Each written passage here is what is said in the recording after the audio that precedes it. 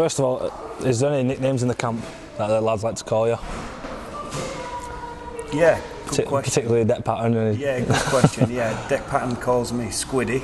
Is there any reason behind that? SpongeBob SquarePants, I think. Is that a lookalike? Yeah, it's a lookalike. Yeah, I've got a couple more, but probably keep them all. Not for the camera.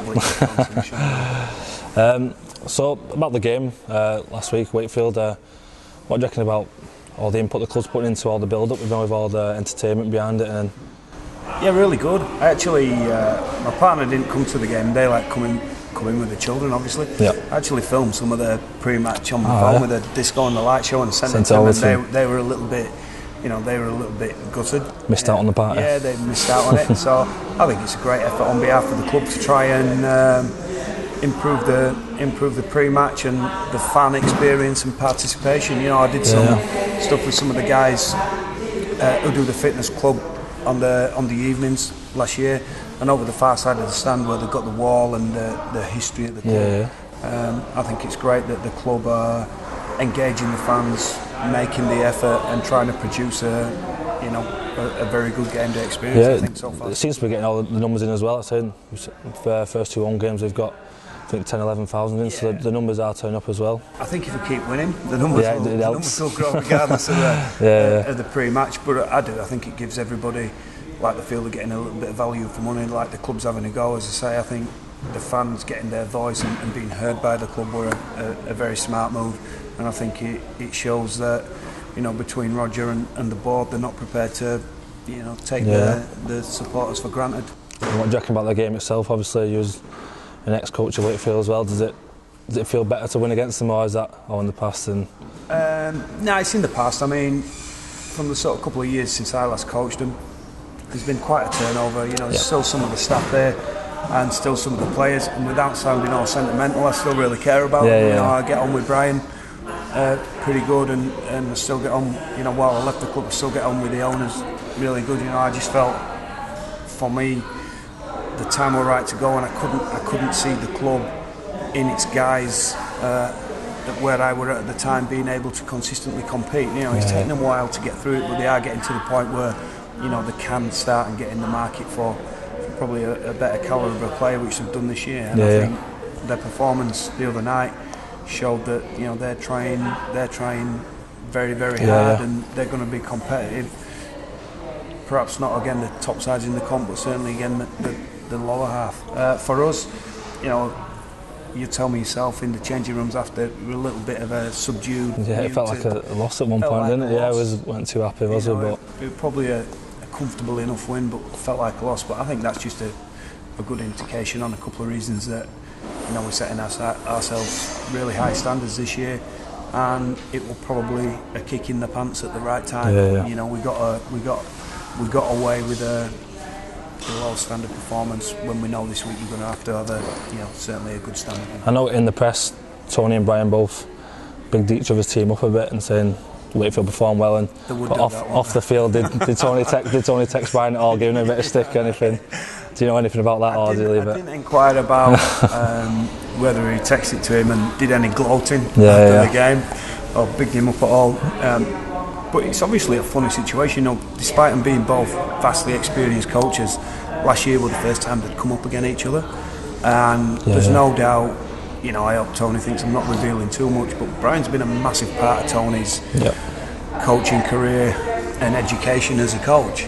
Brian, very much for many years in Australia, has been an innovator, and his coaching tree or lineage, if you like, the people and the coaches that have come under Brian, both as players or coaches, it's been a massive education for a man, and a lot of them have gone on to have major successes in the game. Probably more so than Brian at times. Brian's, while he's had grand finals, he's never sort of won the big prize, and some of his protégés like Tony, Daniel Anderson have gone on and had massive successes both in this country and the NRL. My mum personally, she loves it when I play against Wakefield for some reason. I always seem to play well. I know when you was coach, well, I think I scored a couple of tries past you back then as well. So it's always a good team to play for me, I think. He always says when I play at centre, I always go, all right, remember that day? Wake, he says, can you remember that day? So yeah, I can remember it. I can actually remember him in juniors as well, when he played in juniors one year. over there giving us a fair old telling. So yeah, that's good, Ben, that you enjoy playing. Like to remind you I'll again. remind you of that next time we're going to talk to you later in the year. Obviously, it's been a great start to the season. The confidence is high in our squad, and we've got Salford this week who have had some really good performances, but also, well, the first game of the year they didn't start the way they wanted, but they've really gelled and seem to be playing a lot better now. Yeah, I mean, we've done preview this morning, and I think it's, we've got everybody on his toes. We know we've got a short turnaround, so we've got a little bit less practice time. And I said this morning and spoke to Tony, I felt that having a little bit less practice time made me feel a little bit nervous this week watching him. And I was hoping that in preview, you guys would see pick it up. That hey, yeah, we got to be better in certain areas this week than what we were on Friday night. I certainly think they're on the same page with the attack. The halves know where they're getting them to on the field. They then know what they're looking for in the defensive line to where they're going to send the ball. And the execution of the plays have been pretty good. And I think, as we all know, they've got a couple of big guys in there that can be real handfuls. I'll give Gaz O'Brien a mention. Obviously, Gaz is a real popular guy in here. He's gone and he's playing I know he's played fullback at Warrington before, but he's made a really good fist of playing fullback for them. And we saw on tape this morning, made some terrific plays for them this year that have created breaks and created try scoring opportunities and coming up with tries as well. So while we're pleased for Gaz, he's going to be a guy that I'm sure will be determined to do really well again. Might be a few words in some of the tackles of some of his friends at the club as well. You never know. Well, I know you guys like your social media, and I'm sure there'll be some private direct messaging going on before Thursday. Yeah, last one as well.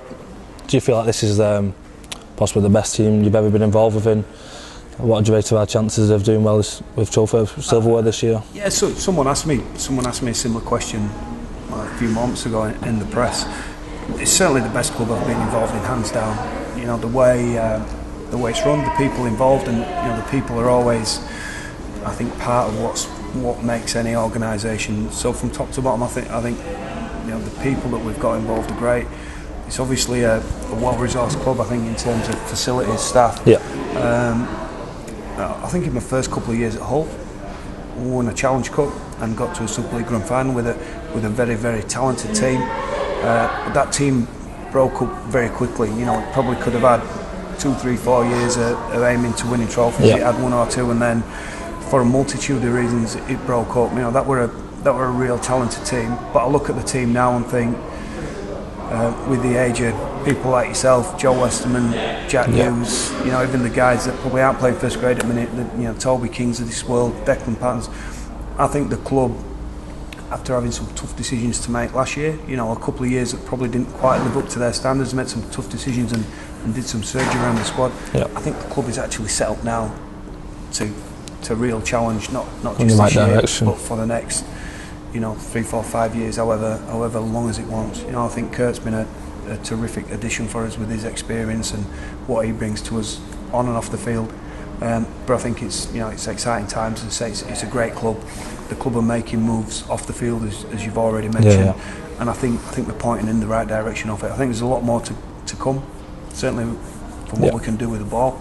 And how we can improve during this year, but I think the potential within the squad, not only for this year but for the next 2, 3 years after that, I think it's nicely placed. Good. It's quite Cheers, good, Squiddy. isn't it?